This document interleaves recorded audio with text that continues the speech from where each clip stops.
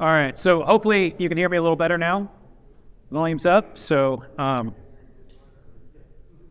all right. Oh, well, sounds louder to me up here too, my goodness, all right. Well, we are going to now move towards the most foundational thinkers in modern philosophy. So we talked about this figure, Sharon, setting a lot of the groundwork, who, as I said, is probably not a name that any of you have really ever heard unless you've, watched my video addressing him before.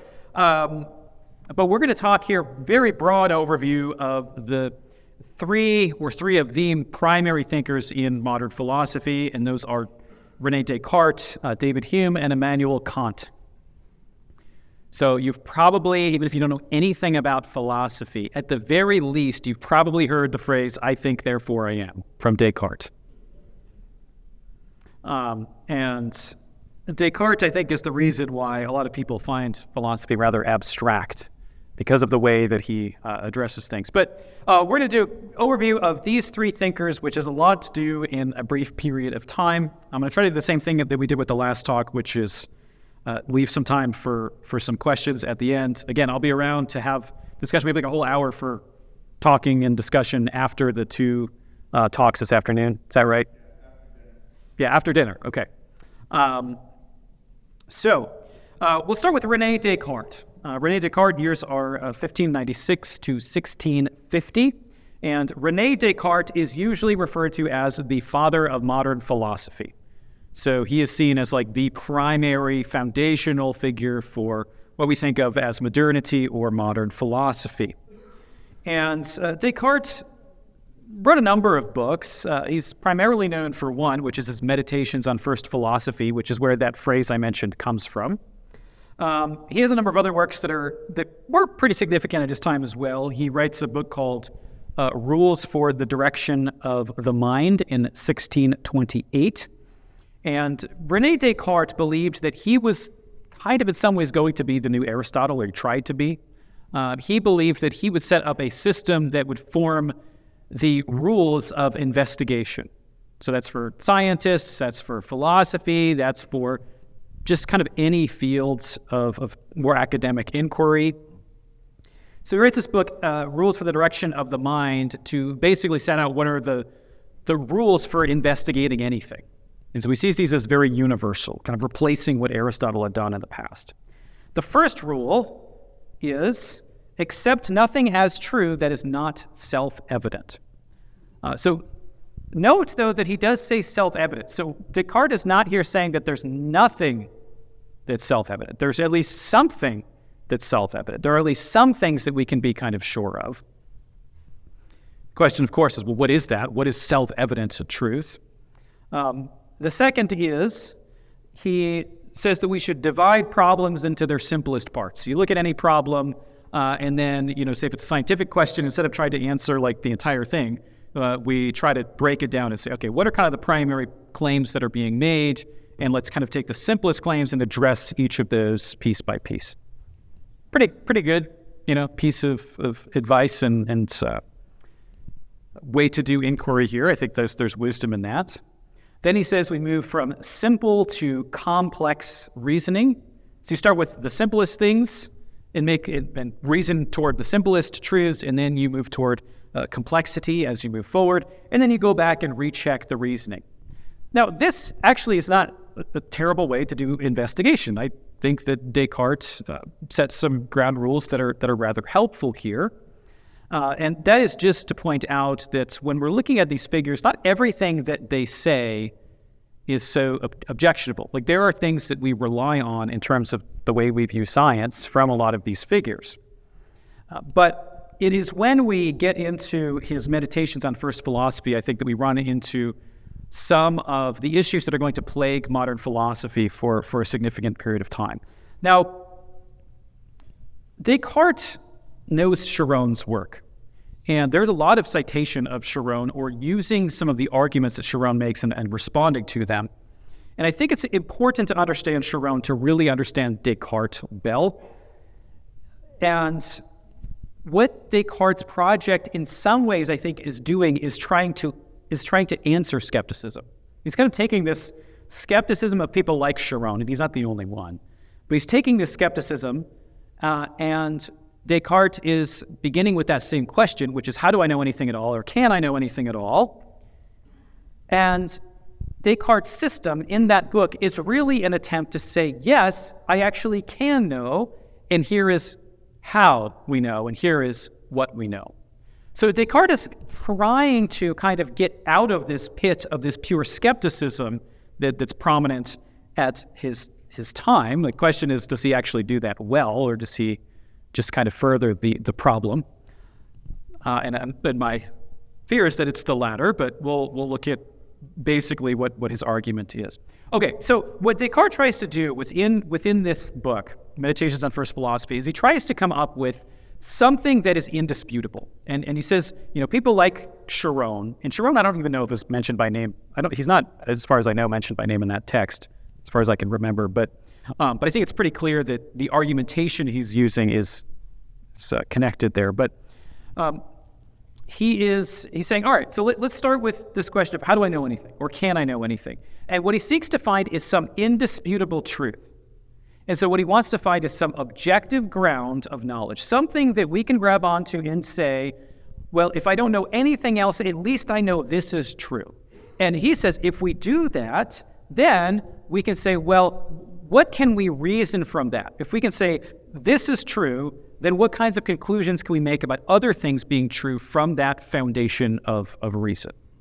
So what he wants to do is use reason to be able to find an indisputable ground of truth, and then from that find other indisputable truths. This is a really important shift that happens in reasoning for philosophers, but really for everybody. Because ancient philosophers or theologians did not approach questions from kind of this blank slate perspective, saying, well, I don't know anything, and I'm going to start here. Where's my starting point? And then how do I reason from there?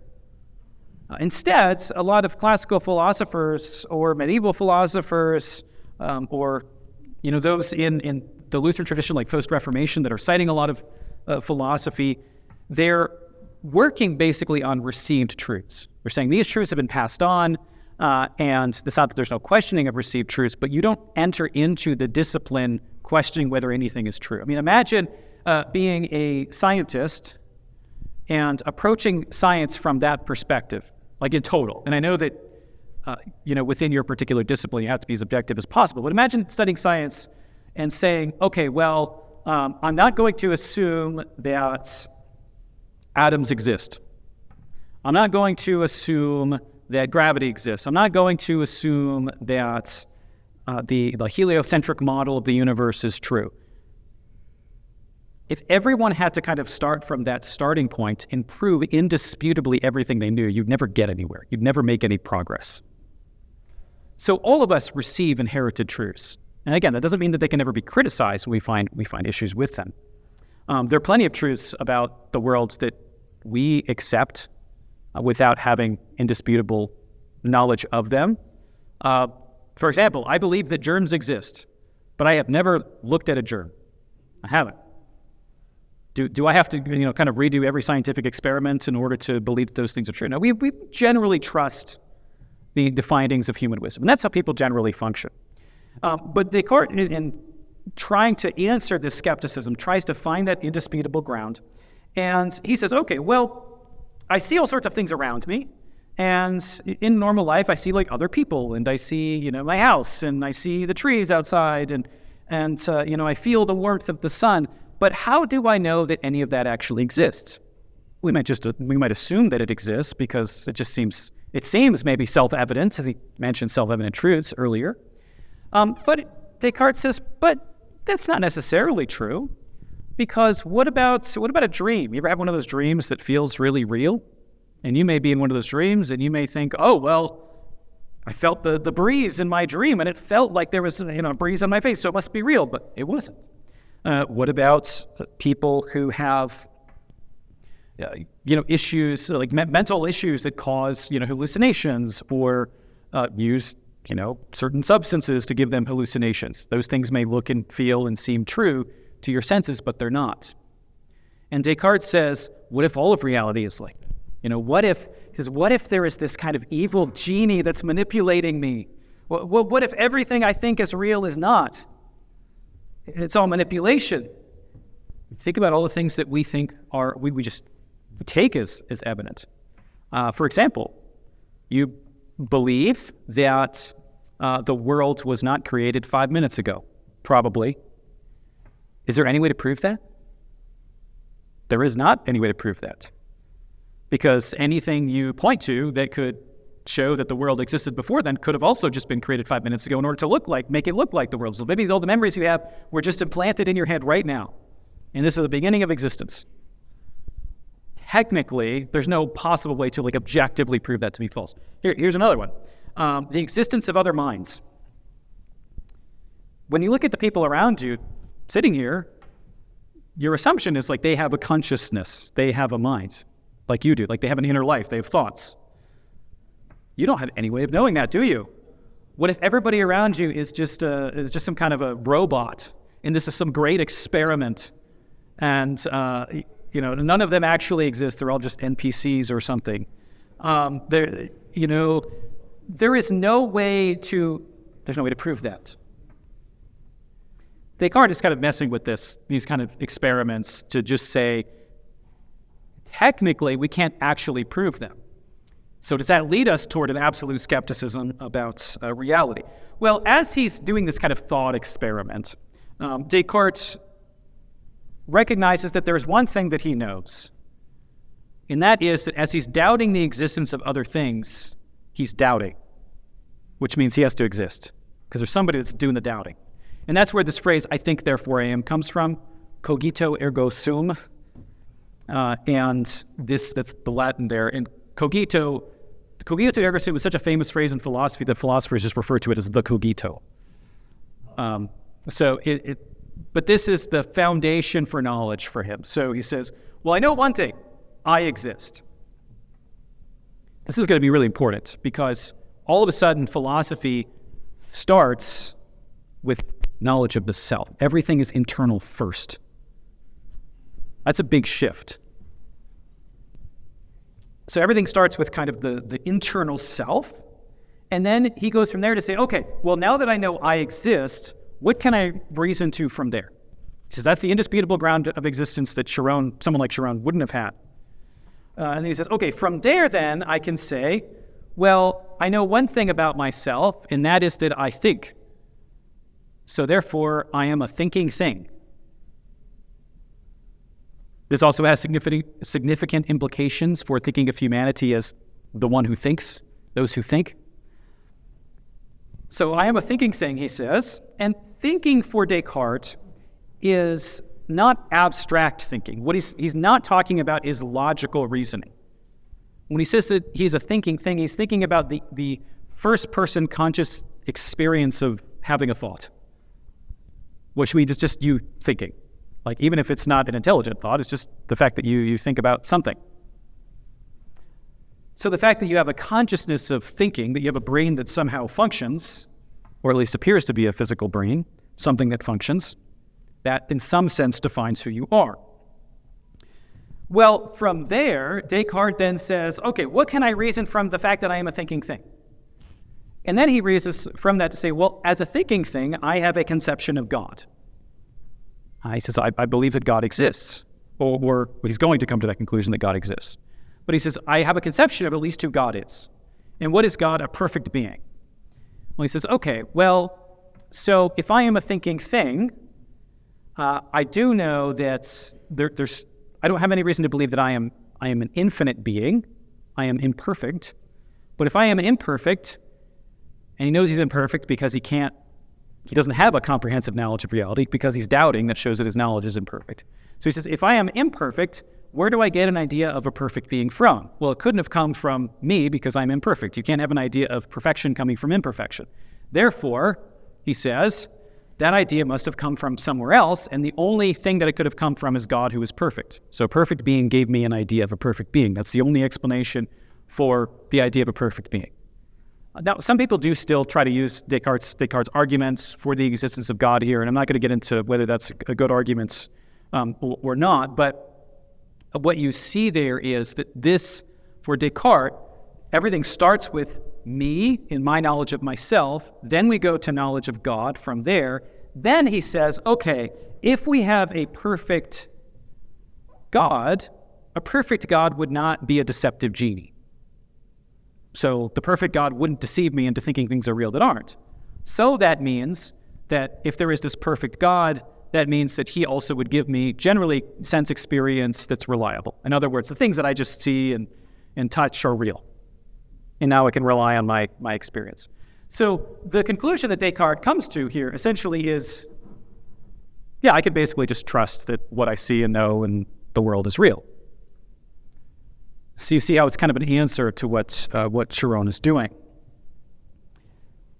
But there are some other issues that show up in Descartes' philosophy that start to shift a lot of the conversation. One, as I've been saying, is it does kind of make the philosophical conversation start with me and reasoning from there.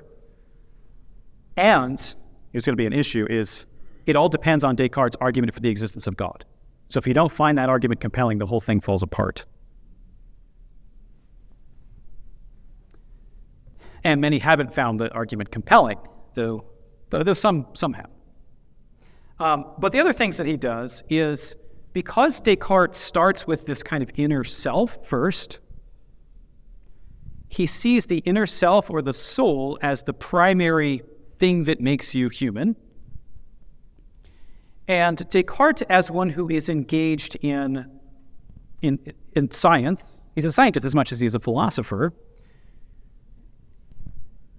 he believes that the more we understand the natural world, the more we are seeing that the world runs by a series of rules, and essentially that the external world, that nature is basically a kind of machine. And a machine just kind of operates. This is what's called a mechanistic view of nature, a view of nature that says basically that nature is just kind of a machine that basically runs on its own.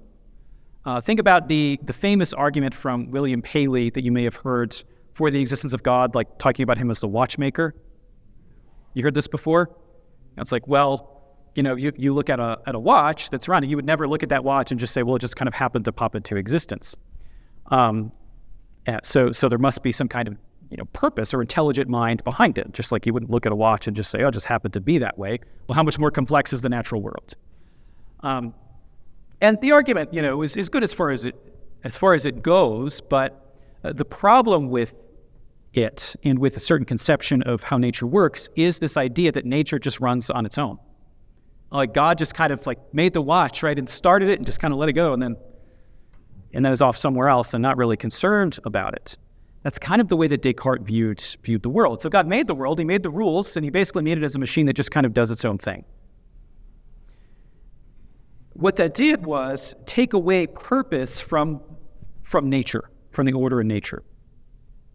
If you look at the way that the ancient Greeks, for example, spoke about different just processes in nature, they would ask the question of purpose. So the first question is like, well, what's the purpose of that? What's the purpose of rain? What does it do? What is it for? Well, rain is for, the purpose of watering the plants so that they might have light. And it's also for the purpose of, keeping us alive and all sorts of other things. But you're primarily starting with the question of purpose. But then with Descartes, you see this shift away from purpose to what's its place in the mechanical process.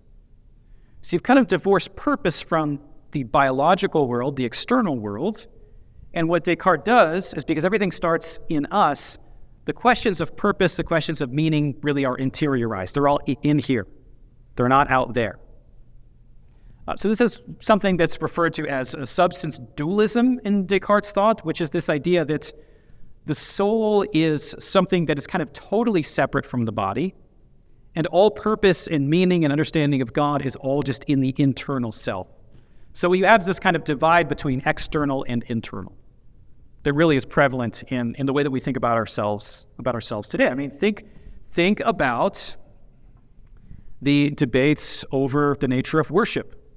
A non-liturgical approach to church is generally based on this idea that external ritual and form is something that is inauthentic, and that the authentic self is what's really important, because you need to make sure that your heart is really aligned rightly. And that's really what matters. So it's not just that the external things are not as important, but almost as if they're kind of a hindrance to who you really are. Because meaning is really like interior, inside of you. So it's about how you're feeling. So we have this problem that Descartes gives us, which is he essentially says, well, all meaning and purpose and all of the things that we traditionally think about in our like ethical lives and in our internal lives, all of that is about the soul, not the body. But how is it that if all of this stuff is true about the soul and the body is a kind of mere mechanism or machine, how do they relate to each other at all? They're so divided and divorced. This leads to what's called the mind-body problem in philosophy. Descartes doesn't really have a great answer for that. He comes up with this thing. He says, well, there's this thing called the pineal gland in the brain, and maybe that's this thing that the soul uses to connect with the body. And like now, strangely, that shows up in New Age thoughts. They are always talking about the pineal gland. That's from Descartes, but he doesn't really have a great answer to that. So then we move on to the next figure here, David Hume. And David Hume is really like the arch skeptic. And David Hume is a skeptic in some ways, like even in an even broader sense than someone like Sharon would be. And David Hume doesn't claim to be a Christian, which distinguishes him from these other figures that we have been looking at. So David Hume, British philosopher, his years are 1711 to 1776. Important year. Something happened that year, I think. David Hume, a British thinker, rejected classical philosophy like many moderns did. And basically he says, well, all that's like it's too abstract. You're dealing with like these objective realities about the universe. It's way too abstract. And so he says, we need to, in our philosophy, move towards something that is much more concrete and something that is based on experience. Experience, just like you saw in those other two thinkers, where we have the move toward internal experience and away from questions of objective universal reality or purpose. He writes this very famous treatise, book. This is his most famous work, called A Treatise on Human Nature. And the Treatise on Human Nature, in many ways, sets the groundwork for a lot of other philosophers that follow after him. David Hume is part of a philosophical school of thought called empiricism. And so you have rationalists, and empiricists at this time that broadly divide European philosophy. And just to briefly summarize what that means, the rationalist believes that the way we come to a knowledge of the truth is through reason. So we use our minds, we reason towards, from premises to conclusions. The empiricists argue that the way that we know truth is through our experience. So it's not so much through this process of thinking, it's experiencing the worlds around us. And these two different groups of thinkers kind of battle it out during this era. The rationalists are largely German. They're generally like on the continent. The empiricists tend to be British, though there's a bit of overlap between the two. So, what does David Hume do? Well, he moves from he says that we should move from, in our talk about human nature, this kind of theoretical description of what humanity is, whether we're talking about Aristotle's definition, say, man is a rational animal, or he rejects any classical, certainly theological explanation or definition of what humanity is. Instead says, well, let's move toward observation. And there is this move toward observation and experience because that's the methodology that has brought about so many findings in science. And so there's this desire to use what is really the scientific observational method and then apply it to every other field of inquiry. So to take observation and say, okay, well, if it works for science, it's got to work for everything else. So any theology we have, any philosophy, all of that needs to be grounded in basically the same general methodology. And he believes that he's going to, these philosophers always have very high views of what they're able to do. And so he thinks that he is going to basically do what the scientists did for our understanding of the natural world with the rise of modern science in the understanding of humanity and human nature. So he wants to define human nature by experience. He rejects what is called a priori knowledge that is in other philosophical systems. And I'll explain what that means. A priori knowledge is knowledge that is not dependent on experience. So there's certain things that you can know apart from your experience. There are certain things that we just assume about the world, certain truths that we bring to our experience. And we just mentioned some of those, things earlier that we assume to be true that we can't prove, right? That other minds exist. You can't prove that through experience, but you also don't really get it through experience. You just believe that it's true. This is true about all sorts of things. So he says, we got to throw all of that out, and the only things we can know about ourselves are the things that we get through our experiences and observation. He says that the human intellect, this sounds very like Sharon, cannot penetrate things beyond experience, the metaphysical, ultimate reality. So the human mind is really incapable of understanding what reality as it actually is, which means that you can't access, if there's a God, you wouldn't be able to access that reality in any way. He proceeds from methodological naturalism. Methodological naturalism means that he is working with the assumption that nothing supernatural exists. This is how the sciences have functioned in the modern world, and this is how a lot of the sciences function today. If you look, for example, at the discipline of neuroscience, by and large, just functions with the assumption that, of course, there is no soul. Only the physical exists. And that's not something that's proven, that is something that is just assumed. And that functions in sciences all over the place today. So then he goes to look at Descartes' arguments when he's formulating this. So he's like, that's kind of the groundwork, right? Those are the assumptions he's using, that's the methodology he's using. Then he goes to say, okay, well, what about René Descartes? What about this idea that we can start with this knowledge of the self that then leads to knowledge of God and the knowledge of the world? Well, he says the primary, the beginning of Descartes' argument is fallacious. Descartes says that because he's doubting he exists, and Hume says you can't prove that. All you can prove, he says, is that there is doubting happening. Who's to say that if there is a thought happening that there's a subject, an actual person who is doing the doubting? And with David Hume, you see what really has become very prominent in philosophy since his time, the questioning of the existence of a person at all. Is there a human subject at all? Do you actually exist? David Hume says, no. There's no reason, at least, to prove that. What we know is that there are impressions.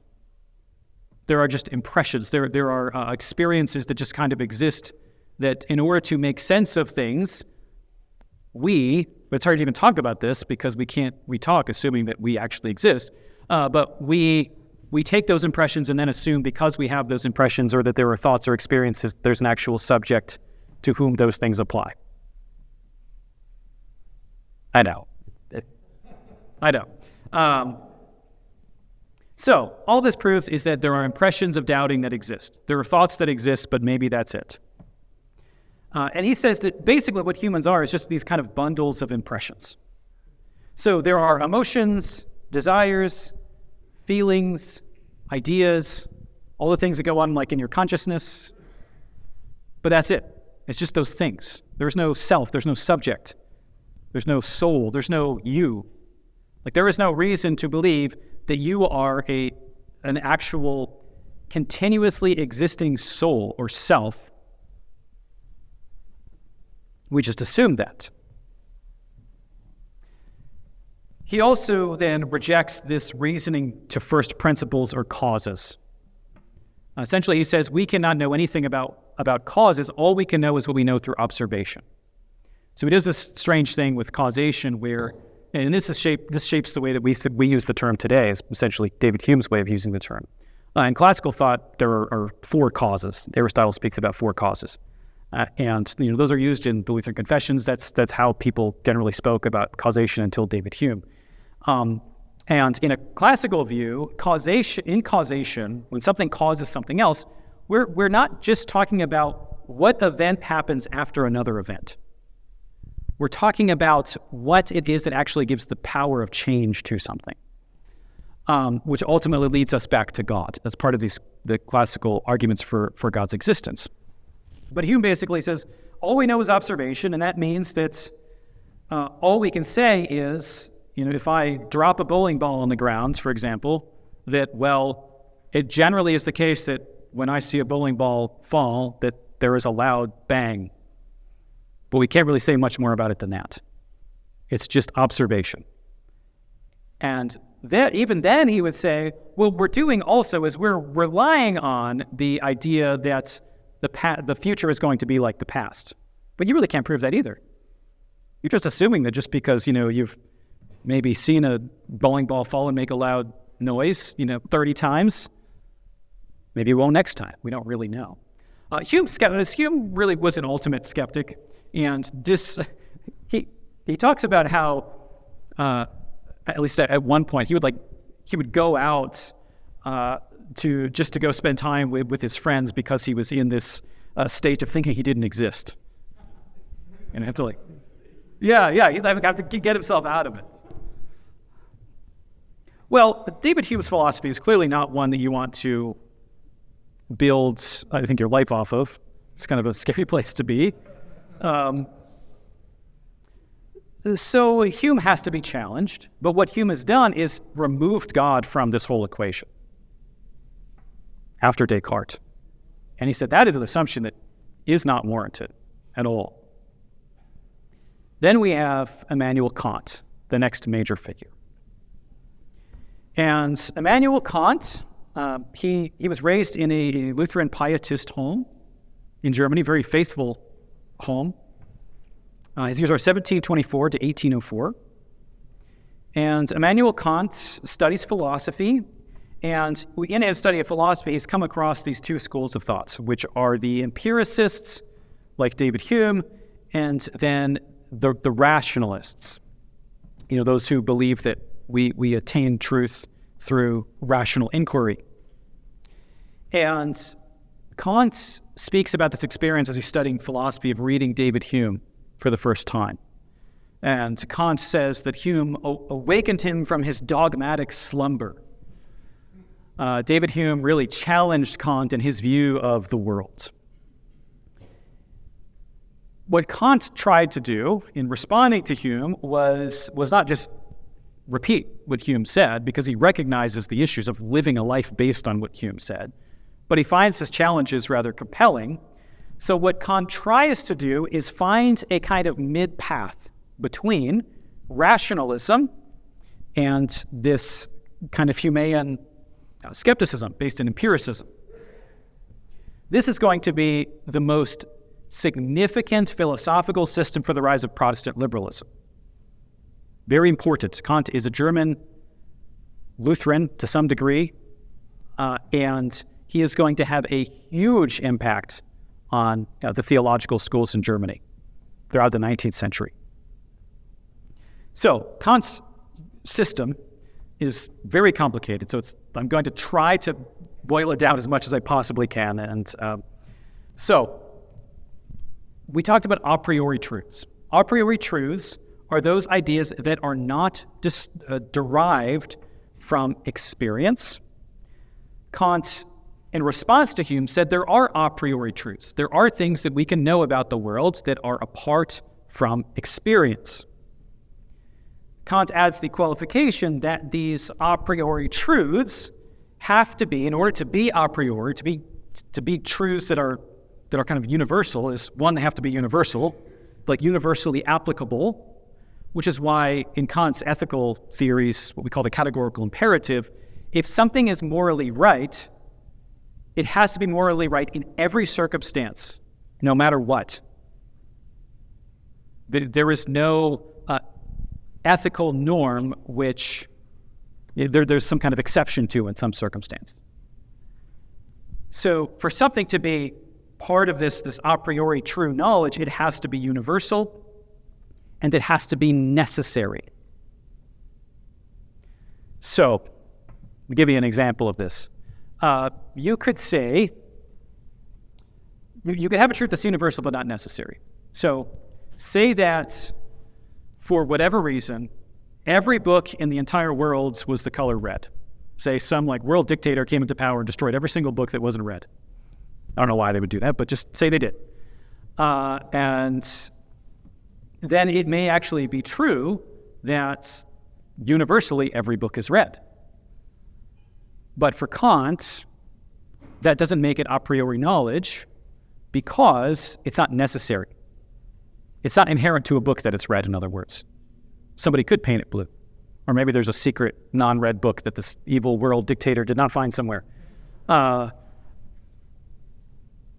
for Kant, those things which are what he calls the transcendent have to be necessary. So the example that's usually used is that bachelors are unmarried men.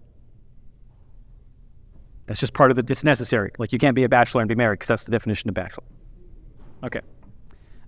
And for Kant, there is a kind of truth or a kind of universality in these things. Now, it's very limited. Kant is very limited in what things qualify here. Then he does argue for, that you can even take some of those truths and reason between those two truths, or you can combine those a priori truths together to come to additional truths. Really, this is mathematical primarily for Kant. So there's a kind of universality in mathematics that we don't have in other things. But then there are these a posteriori truths, which are those things that are derived from experience. But these things cannot really be proven as universal and necessary. And so this is just what I experience. So I can't really reason from what I experience to some universal truth, in other words. I can just reason toward what I experience, and that's it. So what Kant does here is he speaks about something called the thing in itself, the Ding an sich. The thing in itself is, as it sounds, is a thing as it actually is. So, for example, if I were to, point outside and there are a bunch of trees out here, right? So if I point at a tree that you see here, I could say that's a tree, right? If I say tree, that's a tree, you know what I'm talking about. You don't have to look at the particular tree to know what I'm talking about. You just have in your head this idea of what a tree is, right? What Kant would say is that we don't actually have a knowledge of what a tree is. That's not possible for us to actually know. We don't know what that is. All I know is the experience I have of the tree. So I may go up to it and touch it. I might know the feeling I get. I might know the look of it in my sight. I might know the sound it makes if I throw something at it or hit it with a stick. But when I gain knowledge of the world for Kant, I'm not really gaining knowledge of things as they are. All I'm doing is gaining knowledge of myself and my own experience of the world. So you see this kind of internalizes, it's part of this process of internalizing knowledge. So I don't really know reality as it is. I just know it as I experience it. So what it really means is that our experiences in the world do not bring us actual knowledge about the world. In fact, he tries to reverse this in what he calls the Copernican revolution. Again, these guys are all very arrogant. They think very highly of themselves. He thinks he's made a revolution in thought that's just as great as Copernicus's revolution in science. You see this with Hegel. If you know anything about Hegel, he's the philosopher of history. And he believes that history is this constant progress. And when he gets to this discussion of philosophy, he's like, well, all of philosophy was progressing until it reached its height in me, in my own thoughts. That's how all these philosophers tend to be. So he thinks that he's changing the way everything is understood. Basically what he says is when I encounter objects in the world in this revolution, no longer is it that I am kind of revolving around the external world around me and I have to just kind of understand and fit into that world as it is. Instead, he says, everything kind of revolves around us. So that objects are changed in how we understand them by our own ideas and our own experiences. So everything kind of revolves around me, essentially. So it's those a priori ideas that we have that we bring to reality that then changes them for us. The categories of precognition, he says, meaning the things apart from thought. So he talks about space and time as examples of this. So that he says we can't derive a concept of space, we just have a concept of space, and that's how something our brain basically uses to make sense of things, is that we put them in categories of space. And he says the same is true about time. But just because something has a kind of transcendent reality in the Kantian sense does not mean it actually exists either. Even those things that are universal are not always objectively real. He doesn't give an indication that space and time actually exist. So this, in Kant's system, this then leads to an understanding of God, that God essentially is one of these kind of objective and universal transcendent things that is really more of a basis for a moral system rather than something we can actually prove. Because to say that God exists or that we know anything about God would be to make claims about this thing in itself. What we can know for Kant is experience. So I might know and this part of, I think, is probably his pietist upbringing. There's this emphasis on personal experience. So I might know something about my personal conversion experience. I might know something about, how the music in church affects me. And I can talk about that as much as I want, but that doesn't actually mean that that's pointing to something that's objectively real. So Kant is seen in different ways by, theologians. Some would see him as kind of trying to bring Christianity into these conversations, because at least he has some kind of objective something, depending on what you mean by that. But of course, others would say he's kind of taken away any supernatural really from the faith altogether, at least anything that we can claim objectively. So what you see from Kant then in the 19th century in the German Academy is that theologians start to grab onto a lot of Kant's ideas and categories and start to place religion within the context of this personal experience, rather than in something that we can objectively claim to be true. So you see this with Friedrich Schleiermacher and then Albert Ritschl. So Schleiermacher, who is generally regarded as like the father of Protestant liberalism, he writes a book in 1799 that's released. It's lectures first, but it's Speeches on Religion to its Cultured Despisers. And in light of this Enlightenment rationalism that we've been talking about, that rejects Christianity by and large, Schleiermacher seeks to defend the Christianity, but he believes that he can do it by placing Christianity within the categories that the moderns had constructed. And so if it's true that we can't know anything about the causes of the world, meaning we can't know about God, we can't know anything about the existence of the soul, we can't know anything about the nature of God in himself, Schleiermacher says, but what we can know is our religious experience. And so Schleiermacher believes that he has kind of saved Christianity in some way by defining faith essentially as feeling. He speaks about a feeling of absolute dependence as the core of Christianity.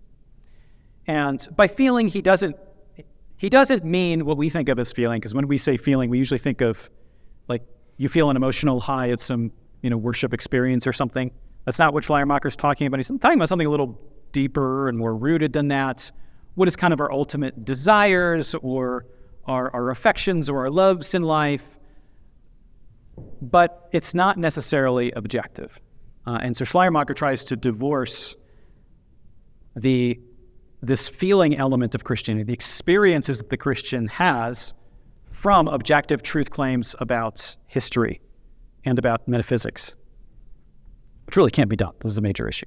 Then we get to Albert Ritschl, who is the second major figure of Protestant liberalism. And Ritschl is more explicitly a student of Kant. He's really like a neo-Kantian.